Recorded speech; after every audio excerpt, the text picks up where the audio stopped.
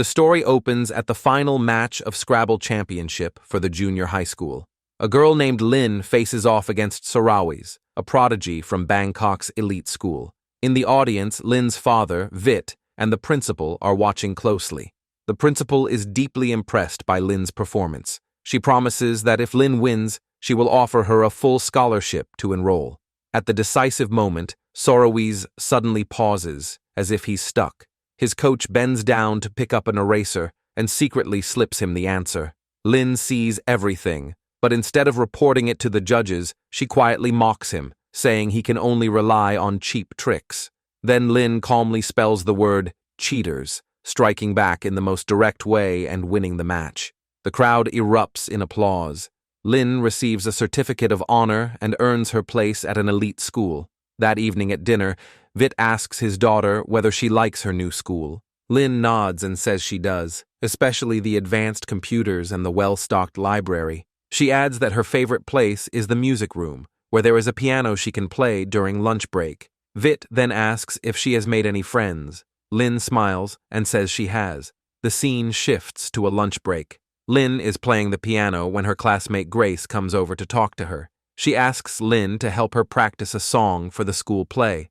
Lynn agrees, but Grace keeps singing off-key, making it impossible for her to pass the audition. She is sad because being in a play is one of her high school dreams. Lynn patiently guides her line by line and asks her practice by following the rhythm of the piano keys. After many tries, Grace finally gets it and is thrilled. As expected, the audition goes well, but Grace looks visibly frustrated. Under a new rule, students must have a GPA above 3.25 to join the school play, and Grace has never reached that score. Hearing this, Lynn offers to tutor her. Over the next few days, they study together in the library. Grace mentions that their math teacher, Sofan, is secretly running a tutorial class and shows Lynn a set of practice questions he provided. Lynn notices that these questions are clearly much harder than the ones taught in class. However, she doesn't think too much about it and starts tutoring Grace from the basics. A few weeks later, the math midterm arrives. As soon as the exam begins, Lynn easily solves every question. But she soon realizes that most of the questions are almost exactly the same as the practice set. Lynn suddenly understands that Sofan has been leaking exam questions to students who pay for his tutoring. She tries to tell Grace, but a piece of chalk flies at her. Sofan scolds them in front of everyone and reminds the class that talking during the exam is forbidden. Without hesitation, Lynn writes all the answers on an eraser, hides it in her shoe, and kicks it straight to Grace's feet. Grace gets the answers and copies them all down. When the results come out, Grace is overjoyed. It is the best score she has ever achieved. However, since the two girls get the exact same score, Sofan starts to feel suspicious. He coldly warns them that if he ever finds out they cheated, he will show no mercy. After the teacher leaves, Grace invites Lynn to have dinner at her boyfriend Pat's place. That evening, the girls meet Pat at a high-end restaurant owned by his family. Pat comes from a wealthy family, but he's lazy and his grades are terrible, so he asks Lynn to help him pass the exam, just like she helped Grace before. The girls are surprised. Pat quickly explains that if he doesn't fail this semester, his father will reward him with a new car. In return, he promises to pay Lynn a generous sum, but Lynn doesn't want to risk getting caught again, so she rejects his offer on the spot. When she gets home, she sees her father, Vit, eating another cup of instant noodles with no nutrition. Vit is an honest and devoted teacher. While his co-workers make extra money at tutoring centers, he often handles schoolwork alone. Lynn feels sorry for him but can't do anything, so she quietly returns to her room. A moment later, she hears him on the phone, talking to someone about a loan. Lynn confronts him about it. Vit hesitates, then explains that he borrowed money to pay for her tuition. This confuses Lynn even more. The principal clearly promised her a full scholarship if she won the match. Vit finally admits that due to budget cuts, she has to share the scholarship with another talented student in her grade. That means they still need to pay half of the tuition every semester. Lynn knows her father can't afford it, so she suggests transferring back to her old school. But Vit insists this school gives her better chances, and he believes she can win the full scholarship next year.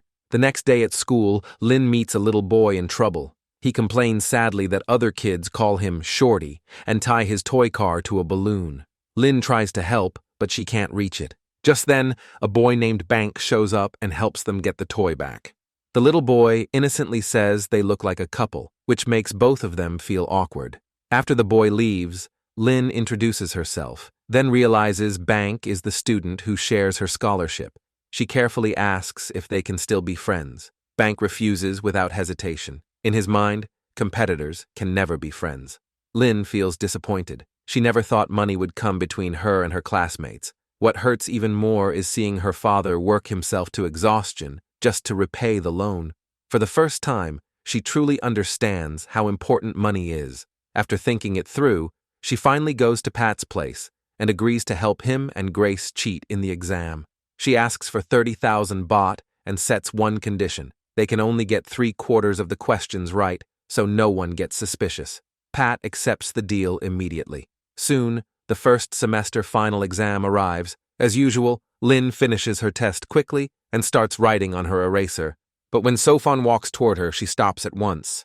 Throughout the exam, he secretly watches her and finally senses something is wrong. He yanks the eraser from her hand, then freezes. Written on it are the words, "You're slipping exam papers to students." Lynn threatens to report him to the principal, then walks straight out of the classroom. Sofan tells the other students to stay quiet, then chases after her, warning her not to cause trouble for others. Lynn doesn't bother arguing. She simply turns around and walks away. Suddenly, Sofan notices that her hand stays in her pocket and suspects she is recording. Although Lynn denies it, he still snatches her phone, only to find that she has been on a call with the principal the whole time. After hanging up, Sofan threatens to tell the principal that she let Grace copy her exam. Lynn fires back, saying Grace's good results come from his tutoring class. Right then, students flood into the hallway, and Sofan has no choice but to leave. Afterward, Grace and Pat thank Lynn because everything has gone exactly as planned. It turns out Lynn finished the exam in just a few minutes and secretly marked the correct answers on her paper. Then she deliberately lured the teacher out of the room, drawing everyone's attention. In the chaos, Grace quietly swapped papers, wrote the answers on an eraser, and passed it to Pat. Just like that, the three of them execute a perfect cheating plan. Lynn had also changed Pat's name in her contacts to Principal, so she could scare Sofan and buy time. Later that night, Lynn receives many messages in the group chat, saying that Sofan has been fired by the school. She rushes to Pat's place and demands to know what really happened. Pat says that he recorded the call and sent it to the principal because he worried Sofan might cause trouble for them in the future. Lynn can't accept how cold-blooded that is and storms out. The next day at school, she runs into the boy again, only to discover that he's Sofan's son. Realizing that her actions have indirectly ruined a family, Lynn is filled with guilt and her eyes slowly turn red. The next scene takes place at the laundromat run by Bank's mother. She suffers from a serious back condition, but they cannot afford the high medical bills. With no other option, she pins her last hope on lottery tickets, dreaming of a miracle, but she never wins. All Bank can do is work harder to ease her burden. Later at school, the principal calls Bank and Lynn into her office and asks them to team up for a TV quiz show. Both refuse. The principal then announces that this competition will decide who receives the scholarship next semester. Simply put, whoever scores the most for the school, that person will get the scholarship. This rule leaves them with no choice but to agree. The next day, they arrive at the quiz show studio. As soon as the game starts, Bank gives the correct answer first, with Lynn right behind him. But eager to buzz in, Bank soon gives a wrong answer, and their lead is instantly overtaken. Lynn tells him to stay calm and think before answering. If they compete against each other, they could lose. So, on the final question, the two decide to discuss the answer together. The other team answers first, but gets it wrong. In the end, Lynn gives the correct answer and wins the match. The next day, they return to the principal's office. She announces on the spot that the scholarship for next semester will go to Lynn. As for Bank, she simply tells him to work harder and dismisses them. Outside the office, Lynn tries to comfort Bank, but he coldly tells her to stay away and repeats that he doesn't want to be friends with her. Later, Bank takes his mother to a public hospital, but they have to wait for hours. He's overwhelmed with guilt and finally admits that he did not get the scholarship for next semester. His mother forces a smile and says she'll find a way to pay the tuition before school starts. Meanwhile, Pat calls Lynn to the computer room. He complains that Bank is an annoying guy because Bank reported him for cheating back in junior high. Lynn doesn't respond and simply asks why he called her here. Pat wants to know if she will stop helping them cheat now that she has the scholarship. Lynn nods and says she no longer needs his money. Pat warns her that the school will still charge extra fees, and some of these computers were even bought by her family. Lynn says nothing, but she suspects he might be right. Back home, she quietly checks her father's drawer and discovers he paid the school an extra 200,000 baht. She finally realizes that the so-called full scholarship is just a publicity stunt, and the school still profits from every student. Lynn immediately calls Pat and asks him to find others in their class who are willing to pay as much as him. The next day, Pat sets up a meeting with Lynn, Grace, and his wealthy friends who need Lynn's help. Lynn charges each person 30,000 baht and promises to help them cheat for 1 semester. All money must be paid to Pat first, then passed to Lynn, so there's no proof of the payment. This time, passing answers with an eraser is too risky, so Lynn comes up with a new plan. She notices a clock on the classroom wall that everyone can see. Since the test has 60 questions, she decides to use the minute hand to show the current question number, and the second hand to give the answer. If the answer is A, she raises her hand when the second hand points to 1. If it is B, she raises her hand at 2, and so on. To avoid everyone getting the exact same score, she requires that for every 4 questions, everyone must answer 1 on their own. The exam lasts 2 hours. That means Lynn has to finish her own test in 1 hour, then use the remaining hour to help the others. At first, everything goes smoothly, but halfway through the exam, Bank, who sits next to Lynn, asks her to stop moving because he can't focus. Just then, he accidentally drops a piece of paper on the floor, catching the proctor's attention. She's convinced it's a cheat sheet, but it's actually a list of laundry shop customers' addresses. Even so, she presses on and demands that he empty his pockets. Overwhelmed by stress, Bank vomits onto his test paper. Amid his classmates' laughter, he leaves the classroom in humiliation. After the exam, Pat keeps mocking Bank for what happened, calling him stupid and ridiculous. Lynn, however, feels sorry for Bank and openly scolds Pat for being cruel. After school, Lynn visits Bank's home and tells him she no longer needs the scholarship. Bank is shocked and asks why she would give it up. Lynn hides the truth that she has already made enough money by cheating and simply says that her father won the lottery. Bank believes her and gratefully offers to wash her clothes for free. Out of curiosity, Lynn asks why he didn't explain that the paper wasn't a cheat note. Bank says that in junior high, when his friends found out his house does laundry, they gave him ugly nicknames, so he doesn't want anyone to know anymore. Hearing this, Lynn says, those kids were really mean. As night falls, Bank accompanies Lynn on the bus home. They share a pair of earphones, the atmosphere quiet and subtle. Finally, Bank gathers his courage and says, I want to be friends with you. The next scene jumps to the second semester of 11th grade. Grace makes her first appearance in the school play. She's only a supporting role, but her crying scene is so powerful that it moves the audience to tears. Yet in the end, all applause and praise still belong to the shining lead actress, Claire. Lynn compliments Grace on her crying scene and asks how she pulled it off. Backstage, Grace whispers that she secretly pinched her thigh and the pain made the tears come. Pat is extremely proud of his girlfriend, and he's sure she will become the lead in the next play.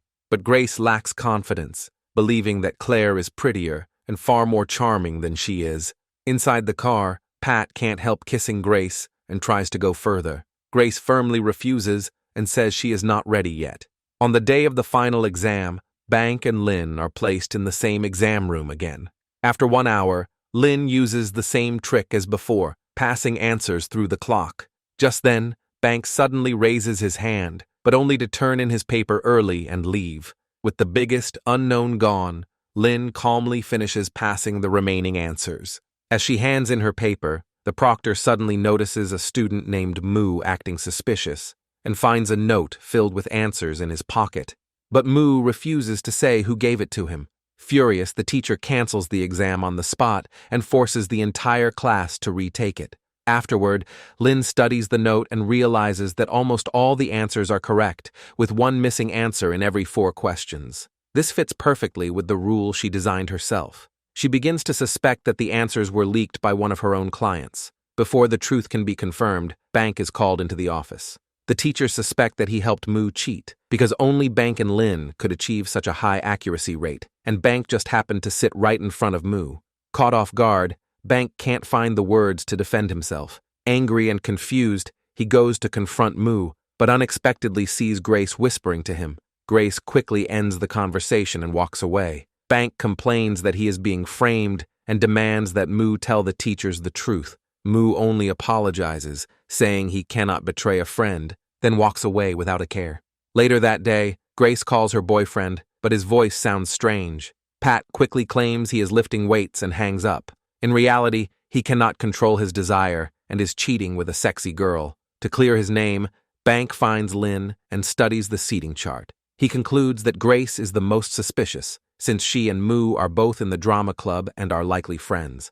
Lin chooses to trust Grace and points out that they are seated too far apart to pass answers. Bank fires back that Claire and Baz, also drama club members, are sitting between them. That way, Moo would have the chance to get the note.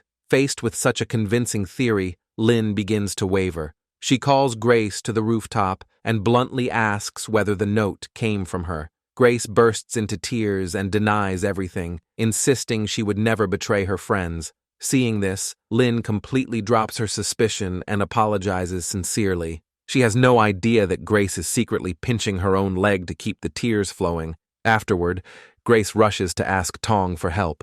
He is both her admirer and one of Lin's clients. Grace admits that she did write the note because Claire promised to give up auditioning for the lead role if she got the answers.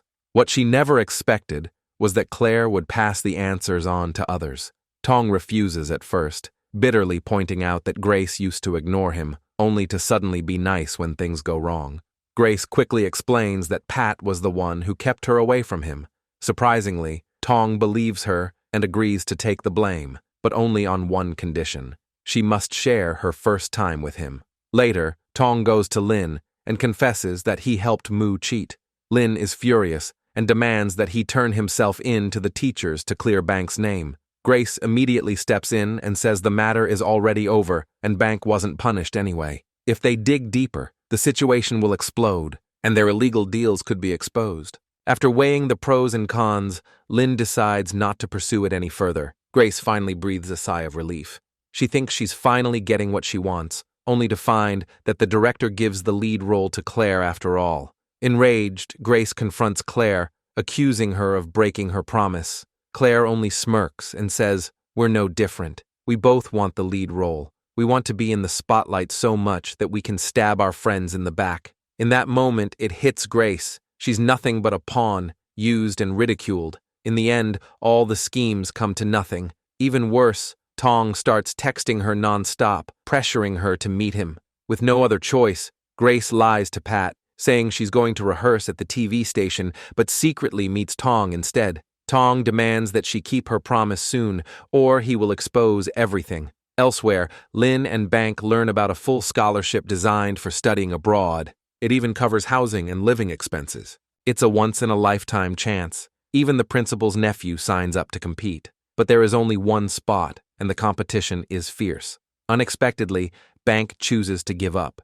He admits he never planned to study abroad. Lin, on the other hand, is very tempted. She rushes to print the documents, only to find the computer room already closed. Bank says he can help her print them, since he has classes there this week. Out of curiosity, Lin asks why he gave up. Bank calmly explains that he wants to stay in the country and study medicine, so he can take care of his sick mother in the future. He also wants to repay Lin for giving up her scholarship spot for him before. Then his tone softens. He says that he won't see her next year. Lin smiles and comforts him, saying the distance between the two countries isn't that far, and she'll come back for sure. However, things don't go smoothly. The principal asks Lin to give up the scholarship and give the chance to students, who are just as hard-working but not as talented as her. Lin flatly refuses. She knows the principal is just trying to keep the spot for her nephew. Time passes to the 3rd anniversary of Pat and Grace's relationship. Pat notices that Grace has been down lately, so he carefully plans a surprise. He rents a street billboard to confess his love publicly, then books an entire restaurant and cooks dinner for her himself. Faced with such a devoted boyfriend, Grace feels even more guilty.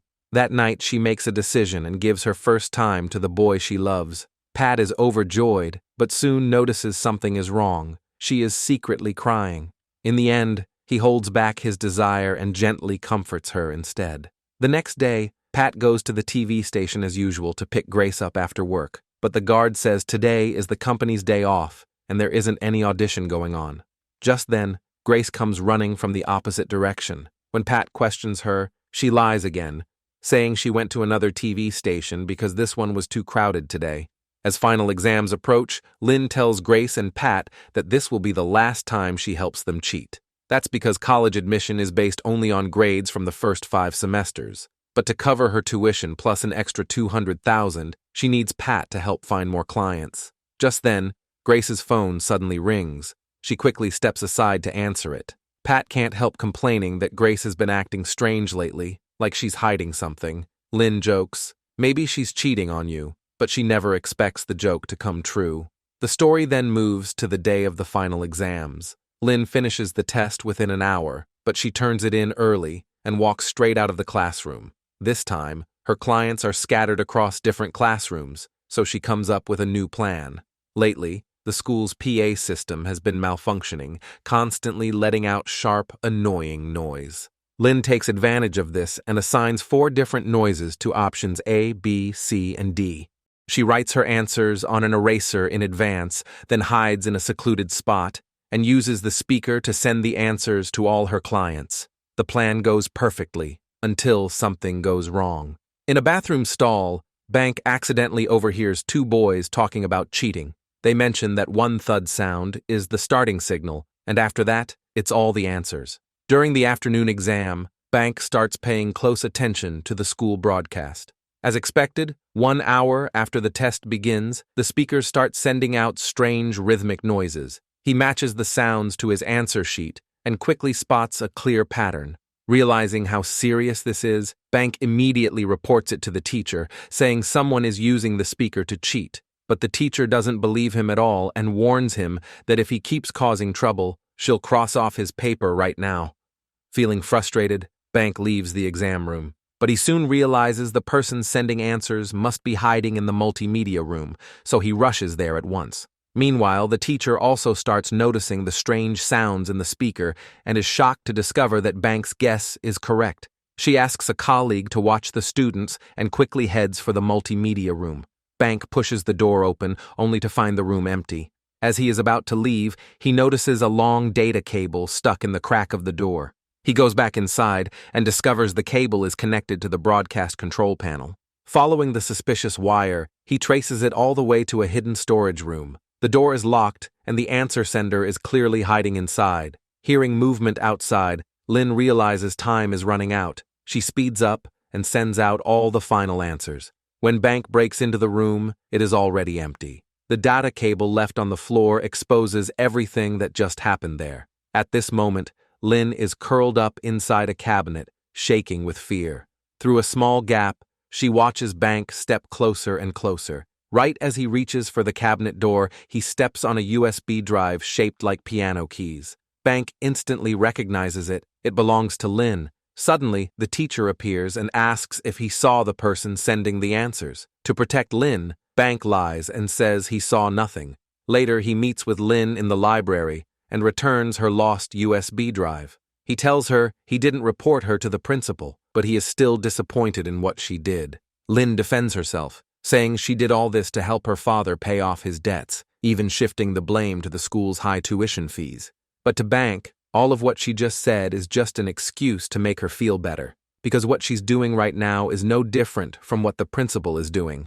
Later that day, Lynn falls into deep guilt for lying to both her father and Bank. She finally realizes she has become the kind of person she once hated the most. Grace comforts her, saying she did everything to ease her father's burden and that she lies only because she is afraid of disappointing those she cares about. Just as Lynn starts to calm down, Tong suddenly messages Grace, urging her to come to his place immediately. Panicked, Grace makes up a family emergency and hurriedly leaves. Worried, Lynn follows her to the door. Just then, Pat suddenly appears and urges Lynn to get into the car. He reveals he gave Grace a new phone with a tracker installed, just to check if she was really cheating on him. But he is too scared to face the truth alone, so he asks Lynn to come along. Soon, Grace's taxi stops in front of Tong's house. Lynn calls her to ask where she is, but Grace lies and says she is already home, lying in bed and playing on her phone. Hearing this, Pat instantly explodes with anger and drives away in despair. To numb herself, Grace drinks all the red wine in one go, but when Tong slowly moves closer, she still instinctively avoids him. Enraged, Tong immediately sends her several intimate photos of Pat with another girl, but to his surprise, Grace is not shocked at all. She calmly admits she already knows the truth. She knows very well that she is not good enough for someone like Pat who has everything, so she can only pretend nothing ever happened. However, Tong notices she is secretly pinching her own thigh and realizes she is lying. He finally loses patience and tries to force himself on her. Right then, Pat bursts in and beats Tong badly. Then he lashes out at Grace, saying she kept calling Tong a disgusting creep, yet now she's the one getting close to him. Hearing this, Tong finally sees Grace's true colors. Heartbroken, he spills everything he knows. Grace cannot understand why Pat is angry with her since he cheated too. She hopes they can forget the past and start over, but Pat calmly breaks up with her, saying they owe each other nothing now.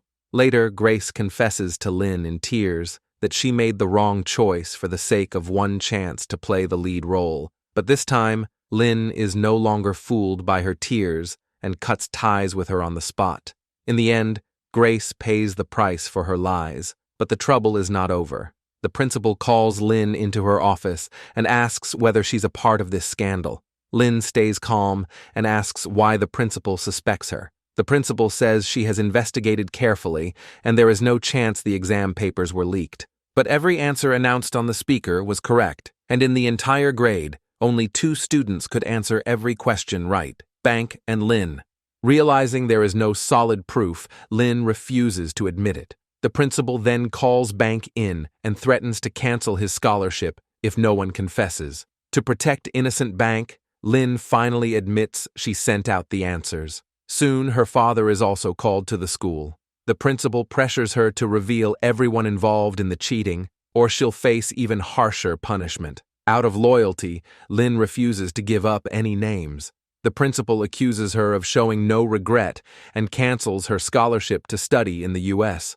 Desperate, Lynn snaps back and accuses the principal of trying to give that scholarship to her own nephew.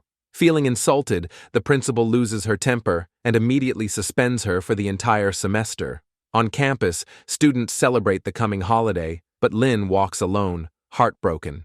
Seeing her lonely figure, Bank's eyes slowly fill with tears. When Lynn gets home, Vit harshly scolds her, but she still believes the principal cheated them first and that she did nothing wrong. Vit tells her that paid such high tuition so she could attend a school that offers overseas study scholarships. Now, everything has been ruined by her actions. After calming down, he demands that Lynn return all the money she earned and plans to sell his car at a low price to pay her tuition. With no choice, Lynn asks Pat to help her return the money to the students. After hesitating for a long time, she finally gathers the courage to call her mother. Her mother has already started a new family and settled in Australia. Lynn carefully asks if she can move there and live with her. Her mother panics and keeps asking what happened. Lynn can only say she is joking and quickly hangs up the call. During her suspension, she works part-time at a tutoring center. As she scolds the naughty kids, her boss, Music, steps in and explains that these rich kids just want to waste their money, so she shouldn't take it so seriously. Hearing this, Lynn asks Music to find a lot of clients for her. Seeing how badly she needs money, Music introduces her to a more profitable path, taking exams for others. It turns out Music has already looked into Lynn's background. She knows Lynn is an excellent student and has cheated before, which makes her the perfect candidate. At first, Lynn doesn't want to make the same mistake again, but when she learns she can earn 200,000 baht per exam, she barely hesitates and agrees. At the same time, Pat runs into trouble. With Lynn's help, his grades improve dramatically, but his father mistakenly believes it's all thanks to Grace and even asks Pat to bring her home for dinner. Pat panics. He has no idea how to explain that he already broke up with Grace. Left with no choice, he swallows his pride and asks her for help. Even though Pat treats her terribly, Grace doesn't get angry and even agrees to attend the dinner with him. At the dinner table, Pat's father bluntly says he wants Pat to study abroad at his alma mater in Boston. He then thanks Grace for tutoring Pat and expects the two of them to go to Boston together. Grace hesitates, but eventually agrees. Afterward, Pat snaps, accusing her of being selfish and saying she only goes after whatever benefits her. Grace explains that she only wants their relationship to return to how it used to be and insists nothing ever happened between her and Tong. Pat keeps pushing, saying cruel and hurtful things. Finally, Grace breaks down in tears and whispers, "I just want to be with you." Pat tells himself he's over her, but the next second, a sharp pain hits his chest. He runs to the elevator and finds Grace inside, crying so hard that she even forgot to press the button. In the end, they realize they can't live without each other and decide to get back together. The next day, Lynn goes to meet a client at the address Music gave her, only to be shocked to discover that the client is Grace. Grace admits that she and Pat are back together and plan to study abroad in Boston. That's why she hires someone to take the STIC exam for her. She hands Lynn a fake passport and tells her to memorize all the identity details. Lynn shows no emotion, then walks toward the exam center without saying a word. Right before the exam starts, her mother calls again. She admits she panicked when Lynn said she wanted to live with her, and she wants to apologize for how she reacted.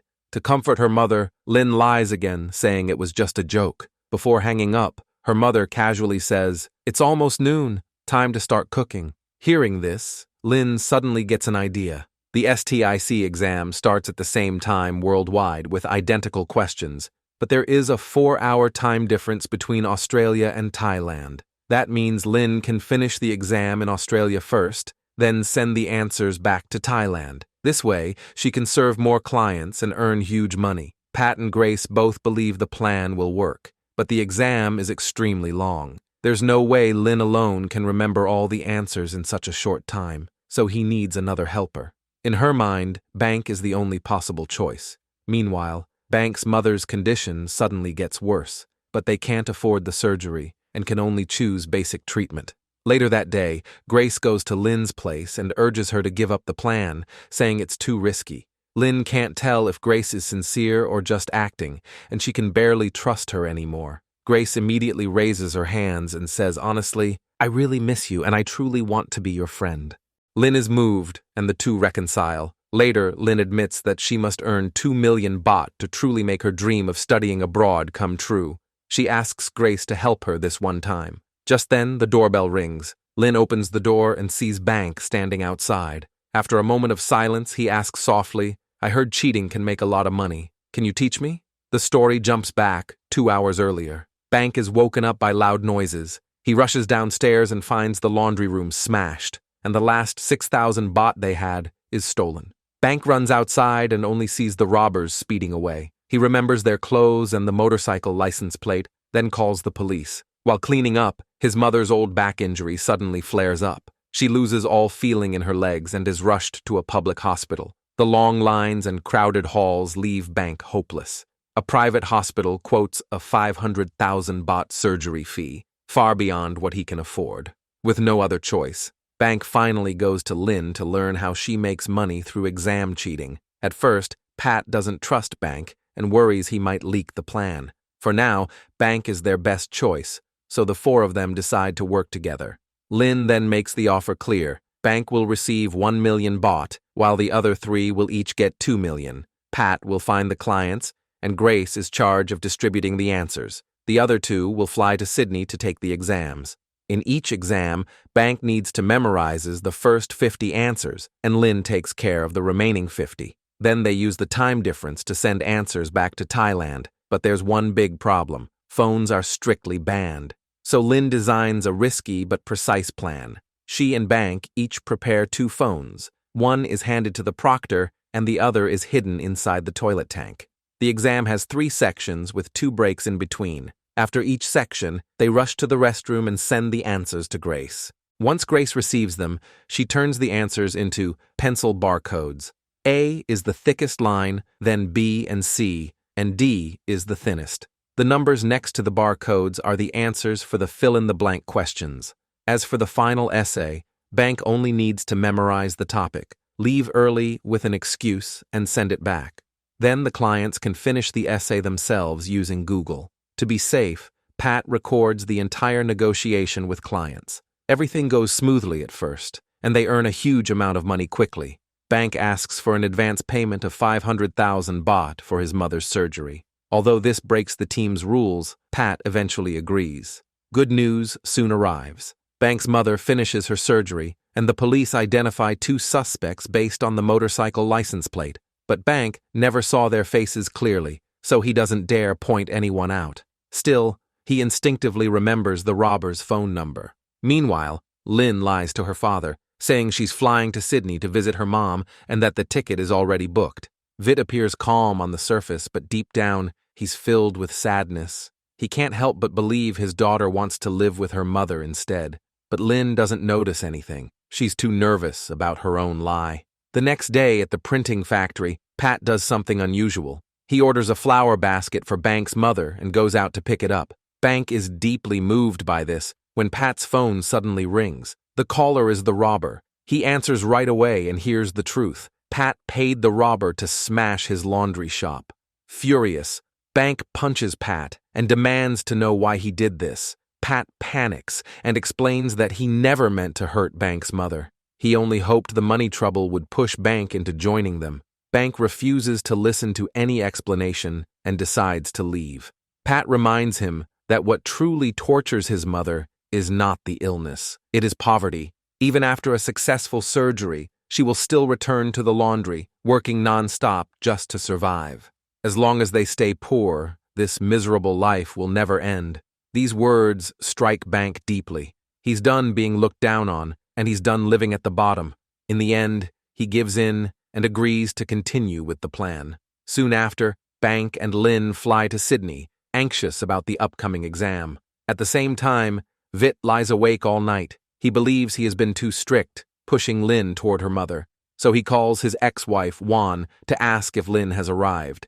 But Juan is confused because she never invited Lynn to Sydney. Sensing something wrong, Vit rushes into Lynn's room and finds an STIC exam admission ticket. After checking the flight details, they realize Lynn went to Sydney to take this exam. Vit has a bad feeling that his daughter is once again doing something dangerous. Meanwhile, Lynn and Bank enter the exam center smoothly and hand in their phones as required. But when they reach the restroom, they discover there is no water tank behind the toilet. With time running out, Lynn quickly scans the area and notices the ceiling isn't properly secured. She immediately messages Bank, telling him to hide the phone in the ceiling. Once the exam begins, they race through the questions, memorizing answers. During the break, they enter separate stalls and secretly retrieve the phone to record the answers. Lynn finishes sending her part quickly, but Bank delays, making Pat increasingly anxious. Suddenly, Bank demands another 500,000 as compensation for hurting his mother. Pat explodes in rage and even threatens to kill him. Grace slaps him, reminding him that he should take responsibility for this. The moment Bank receives the money, he sends the answers over. The second exam begins right away. Everything goes as planned, but during the break, a long line forms outside the restroom. When it is finally their turn, another accident happens. Bank accidentally breaks the toilet lid, leaving his pants wet.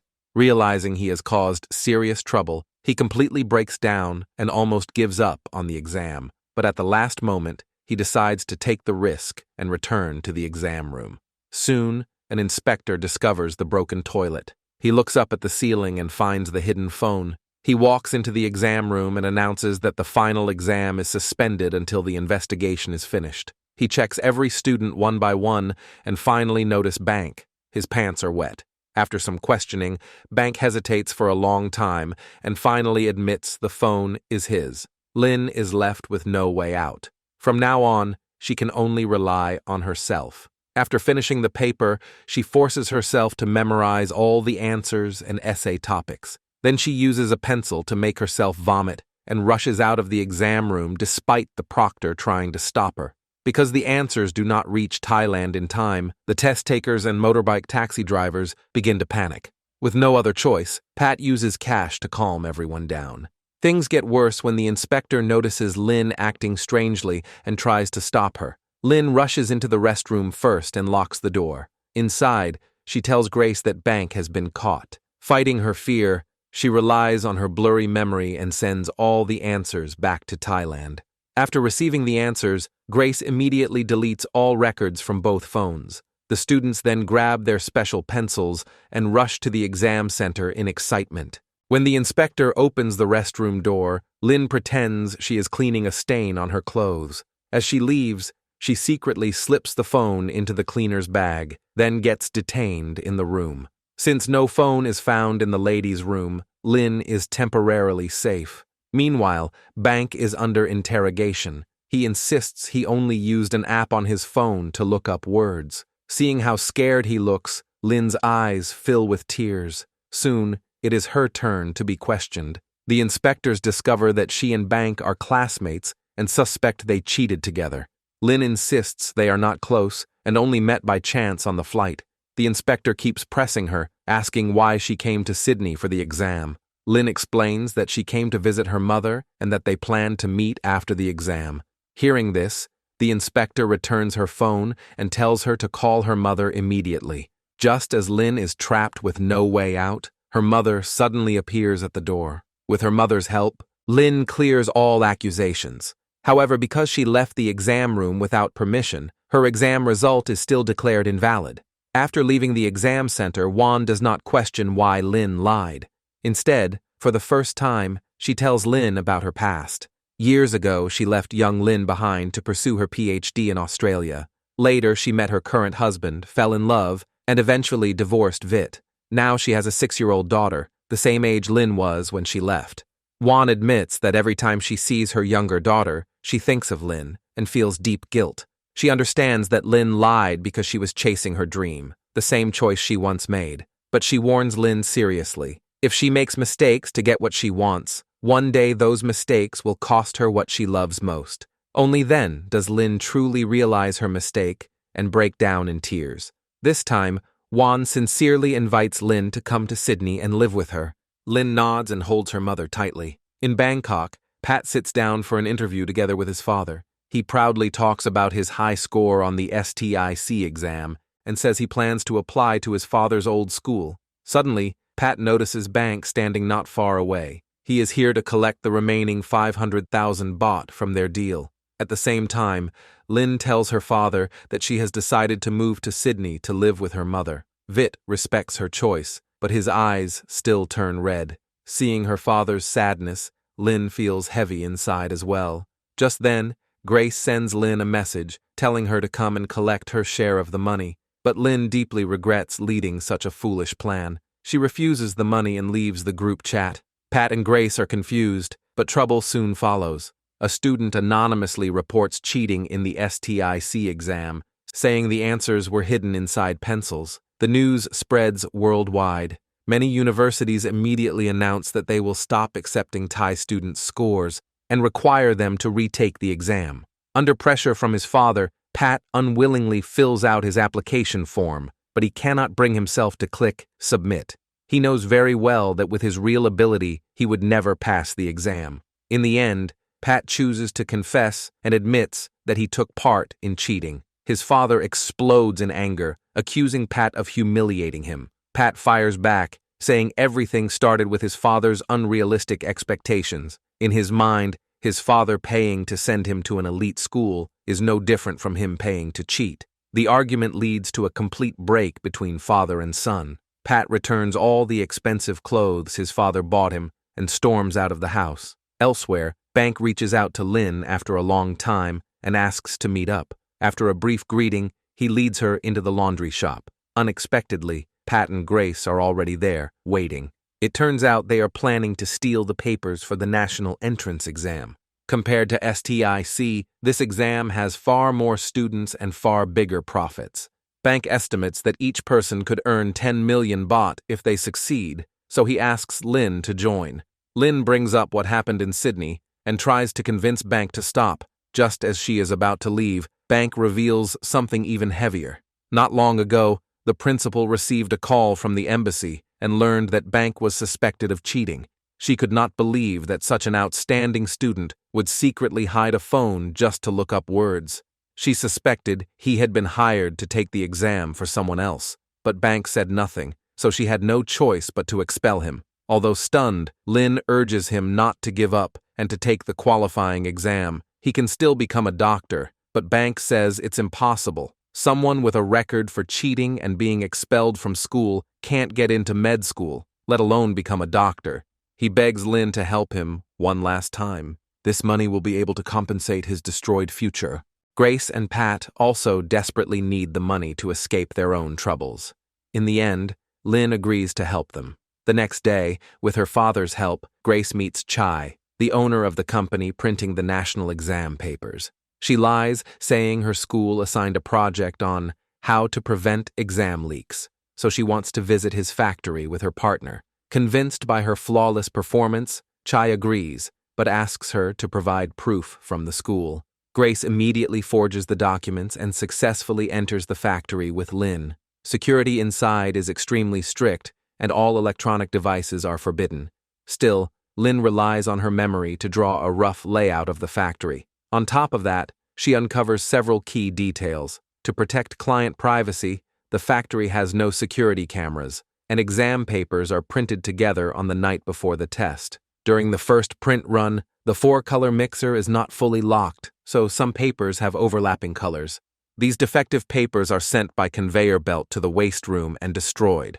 The 4 of them quickly realize that the discarded papers are the key to the whole plan, but now they need someone who knows the factory layout well. That's when Lynn thinks of a worker named Fluke. He once asked for an advance on his salary because he urgently needed money, but Chai turned him down.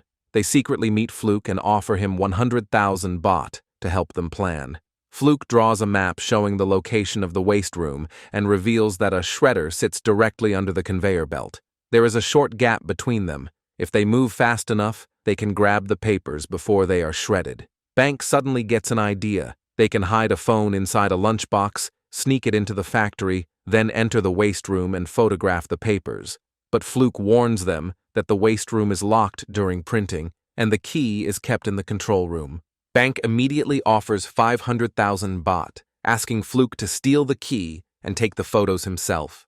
Timid Fluke refuses to risk his future. He only takes the original 100,000 baht and walks away.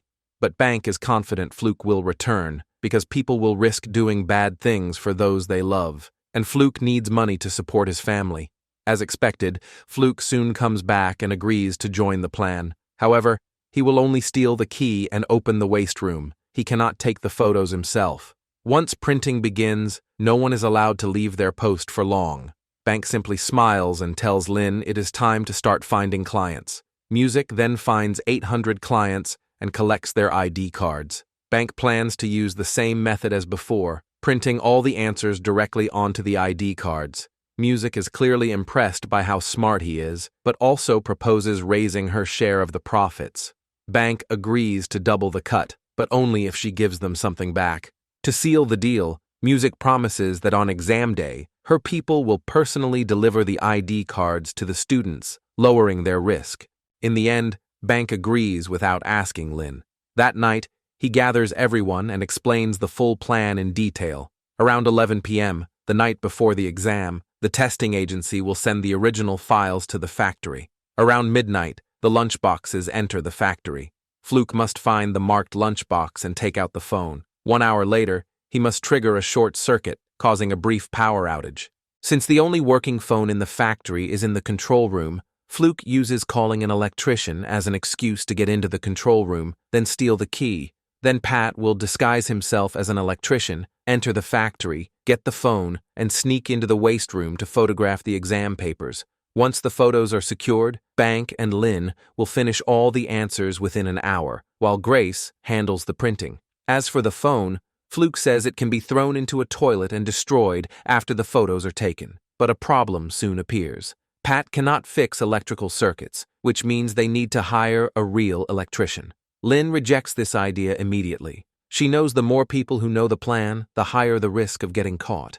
But Bank refuses to back down and orders Grace to find an absolutely trustworthy electrician. Lynn feels both worried and heartbroken. She is watching the boy she cares about sink deeper and deeper into darkness. Time quickly reaches the night before the exam. Bank tells his mother he's going to a part-time job and prepares to leave, but his mother already knows he's about to do something dangerous. She begs him to stop. Bank refuses. He no longer wants to live in poverty, and he cannot bear to see his mother suffer from illness. Faced with this harsh reality, his mother has no words. She can only watch him walk down a road with no return. After that, everything seems to move according to plan. But just as Fluke finds the lunchbox with the mark, Chai suddenly appears and tells him to fill in for someone else. With no choice, Fluke asks a coworker to look after his lunchbox for a bit. When he comes back later, the lunchbox has already been thrown into the trash. Close to 1 a.m., the four of them still haven't heard from Fluke and grow anxious. At this moment, Fluke desperately searches through the trash, but cannot find the phone. With no time to spare, he moves on to the next task, triggering a power short. Watching the factory go dark, Bank tells Pat to follow the electrician inside right away. Worried, Lynn warns Pat, if anything goes wrong, leave immediately. Before setting off, Pat tightly holds Grace's hand, then steps out of the car. Elsewhere, the alarm goes off, and chaos erupts. Fluke offers to contact the electrician, but Chai beats him to it and makes the call himself. While no one is paying attention, Fluke quietly takes the key to the waste room. He rushes to meet Pat and honestly tells him that he failed to get the phone. Even worse, the electricians called by Chai have already arrived outside the factory. In a hurry, Lynn steps forward to stop them, lying that the power in the printing room has already been restored. The electrician doesn't believe her and insists on calling Chai to confirm. Luckily, Chai is not in the control room and misses the call. Unwilling to waste more time, the electricians finally decide to leave. Inside the factory, Pat endures the stench and searches through the trash. He finally finds the phone, only to realize there is no signal here. He quickly goes back to meet the electrician and urges him to cut the power and leave together in the chaos. At that moment, Chai suddenly calls Pat to the control room, saying his coworker has called and wants to enter the factory to deliver tools. Pat realizes the person is likely Bank and immediately confirms it. Only then does Chai allow the guard to let him in. Pat then notices a signal jammer in the corner and finally understands why the phone has no signal. After learning this, Bank immediately changes the plan. He goes to the waste room to finish the exam questions and memorize as many answers as possible. Soon the power is restored and the exam papers start printing again. Then the defective papers are sent into the waste room on the conveyor belt. Standing on tiptoe, Bank barely manages to grab a set of papers through a gap and starts solving the questions at once. Meanwhile, Chai notices that Pat is acting strangely. He walks over to check and realizes the new electrician is missing. Pat lies, saying Bank went to the restroom. Chai immediately goes to check, but finds the restroom empty, and the waste room key is also gone. One incident after another makes him more uneasy. He hurries back to the office, takes out the spare key, and heads straight toward the waste room. Meanwhile, Bank suddenly notices that 2 pages are missing from the exam papers in his hands. He hurriedly pieces together the torn scraps and keeps answering, but under extreme stress, his body and mind are close to breaking down, and he can barely see the questions on the page. Right then, Chai pushes open the door to the waste room, only to find it completely empty. A worker walks by and explains that he took the key early to clean out discarded files. Chai vents his anger on him, but in the end, he does not dig any deeper. After the printing is finished, Chai personally walks the 3 electricians out. Bank is the first to pass the security check, but when the scanner passes over Pat's waist, the alarm suddenly goes off. Only then does Pat realize he forgot to deal with the phone. Strangely, the guard clearly sees the phone, yet pulls out a screwdriver from the bag instead. Pat is confused, but then he notices Bank exchanging looks with the guard. After leaving the factory, Bank writes down the answers one by one from memory. Because they are delayed by a full half hour, the 4 of them race against time to make the cheating tools. Finally, Pat can no longer hold back his doubts and demands to know why the guard did not expose him. Under everyone's pressure, Bank finally admits he had a secret plan B all along. First, he bribed the worker who manages the waste room to take the blame. Then he paid off the guard to make sure everyone could leave the factory safely. Just as Bank is about to explain why, Grace suddenly cuts him off and points out that there is one extra answer. Bank immediately crosses one out and tells her to fill it out like this. However, Lynn no longer trusts him and demands that he recite the last 10 answers on the spot. Sure enough, Bank gives 10 different answers. He finally admits there wasn't enough time to memorize them all. Lynn refuses to ruin innocent students' futures and decides to end the cheating deal. Bank, however, does not care at all. In his eyes, the other three still have chances to study abroad, while he alone will take all the blame and lose everything. He breaks down and shouts that he planned this cheating scheme for 3 whole months. It turns out that Bank is the one who anonymously reported the cheating in the STIC exam. He knew that only by canceling the exam results could he force the other 3 to join his plan. At first, Pat is furious about this, but now, desperate to escape his father's control, he has no choice but to keep going. Grace only wants to stay by Pat's side, so she stays as well. In the end, only Lynn leaves the team, walking away alone in disappointment. After returning home, Lynn confesses to her father that she and her friends planned to steal exam answers from the printing factory the night before. She feels deeply guilty for ruining Bank's life and ashamed of making the wrong choice once again. Vit does not blame her. He only comforts her, saying that it is not too late to fix things. With her father's support, Lynn turns herself into the police. Soon after, the police stop the illegal transactions outside the exam center and arrest the printing workers involved, along with the middleman, Music. Shortly after that, Bank is also taken to the police station. Pat's father uses his connections to send Pat abroad to study and demands that he break up with Grace. In exchange, he promises to hire the best lawyers to reduce Grace's sentence. With no other choice left, the two say goodbye in tears. On the day of the trial, Lynn runs into Grace and sincerely apologizes to her. Grace doesn't blame her. Instead, she feels deeply guilty for letting Lynn leave alone that day. In truth, she never wanted to do this kind of thing. She even feels a sense of relief after getting caught. However, her father believes Lynn ruined her future and forcibly forbids the 2 girls from seeing each other again. Not long after, the police announce that all national exam scores are voided and a new exam will be held next month. Lynn and Grace are given a 1-year suspended sentence since they do not have a record of offense. Bank, who has a record with involvement in cheating, is sent to a juvenile detention center for 1 year of education and correction. A month later, Lynn returns to school and takes her final exam. Afterward, the principal meets with her in private. She says she didn't expel Lynn because Lynn still has a conscience and chose to turn herself in. Just as Lynn feels grateful, the principal changes the subject and mentions a new national scholarship launched this year, with many top schools competing for it. She hopes Lynn will fight for the scholarship and bring honor to the school. At that moment, Lynn understands that she is allowed to stay only because she still has use value. The principal says bluntly that this is how the world works, this is how the system works, but Lynn still refuses. She says firmly, if this is how the world works, then I choose not to take part in it. After the scandal, the other 3 also start to rethink their lives. In the juvenile center, Bank works hard to change and tries to earn early release.